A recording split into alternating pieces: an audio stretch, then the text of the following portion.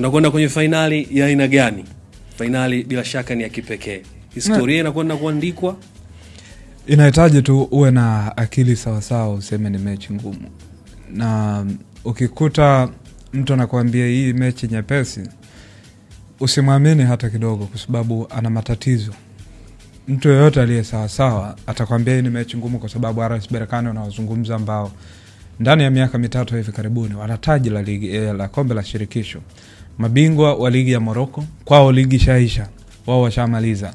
Focus yote ipo hapa. Nilikuwa na zungumza na mtu mmoja mwezi Septemba mwaka jana wa RS Berkane. Nikawa namuuliza targets nini, akaniambia targets msimu huu ligi tuna uhakika tunaweza kufanya kitu kwa sababu Wydad sio bora, Raja sio bora pia na AS FAR sio bora, tunaweza tukafanya kitu. Lakini kombe la shirikisho ni lazima kufanya kitu kwa sababu ndio eneo ambalo sisi tupo comfortable zaidi.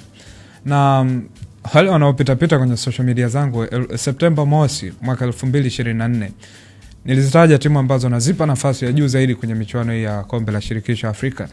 Ukitazama zile tatu nilizoziandika, ya kwanza ilikuwa RS Berkane, nilimpa ubingwa. Wa pili ni Mweka Simba, ni Zamalek Tundu ambaye ameondoka hatua, lakini bado ni mechi ngumu kwa sababu RS Berkane wana timu ambayo wameisuka kwa muda mrefu na timu yao ipo comfortable kwenye viwanja vingi, imekuwa ikicheza hivyo. Simba alishawahi kushinda dhidi ya RS Berkane bao 1-0, lakini haikuwa rahisi. Goli lilileta mjadala mkubwa sana. Nakumbuka Medi Kagere karuka, mpira alikuwa kwenye offside position na vitu vingine, lakini Simba yule sio huyu na RS Berkane yule sio huyu. Inawezekana.